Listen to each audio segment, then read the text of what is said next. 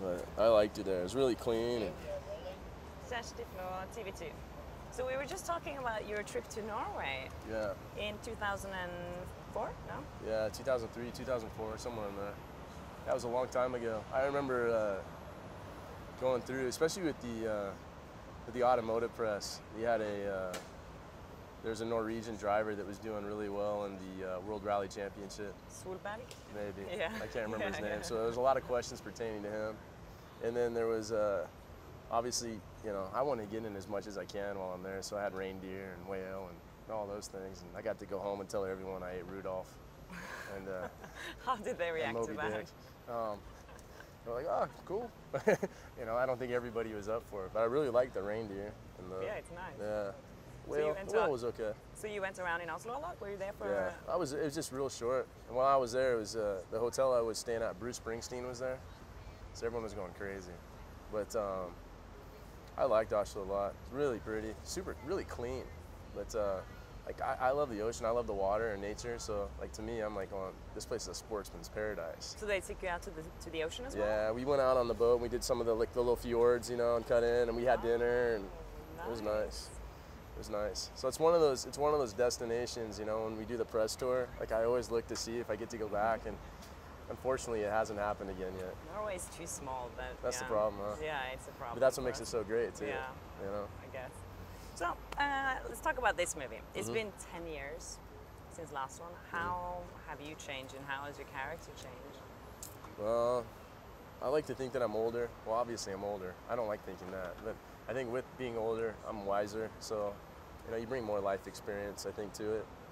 You know, first time around, I was pretty impressionable, and I still didn't really even know who I was making this movie. And I had a 2-year-old daughter, and there was a lot going on, and I didn't feel like I had any control of my life. And maybe I'm just fooling myself, but I like to believe now that, you know, I'm a little bit more in control, but I'm definitely a lot better with rolling with the punches. Okay. And kind of dealing with things as they come my way. But I think, you know, I can't speak for everybody, but I'm assuming that everyone here probably feels the same way. And I think coming together now, when we come together, I feel like it just adds to it. I think it makes everything that much better. So talk about the stunts. Did you do a lot of them yourself? Or, I mean, like jumping from that train and into that river and stuff? Yeah, I mean, you know, the jump that I do is maybe a third of what you see in the movie, you know, and then they just add on to it with computer effects. But, you know, we jump into what was I can't even remember what the hell they called it. But, you know, we jump off a cliff into a giant pool, you know, and it was maybe 60 feet, you know, compared to, say, what it looks like in the movie, which is like probably 200. But 60 feet is far. It's high. It hurts. It still hurts. But, you know, there's ways to kind of trick people into thinking what we did was bigger, you know, than what it really was. I believed it. Yeah, but you know, with the car chases, and you know, everything's segmented, so we're doing little bits at a time. You know, unfortunately, we don't get the full run, so it's one little setup at a time. It's very, very segmented and very controlled.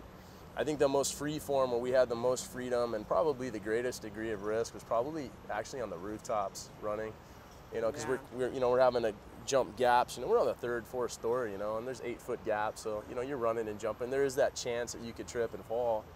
You know, but did you get any injuries ever? I mean, Jordana did it too, and she cut open her hand. She needed stitches in her hand pretty well, but she's pretty tough about it.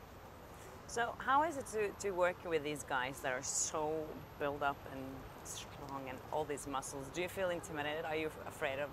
No, like, I mean, I feel bad sometimes because when we gotta like run and do stuff, I'm so much faster than them.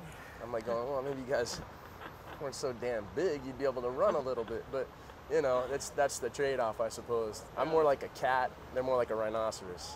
You know. So if you had to do arm wrestling with either of them, Vin or Dwayne, who would you pick, you think? Who's the weakest link? It wouldn't matter which one. I'd go about it the same way. I'd hit one of them, both of them over the head with a big pipe wrench first, and then I'd take them down. And last question, do you remember your first car? What was it? Yeah, I had a 1986 Ford Ranger. It was a pickup truck. Yeah, with a shell on the back and a carpet kit. It was good in high school. I made out with a lot of girls in that truck. Great. Yeah. Thank you.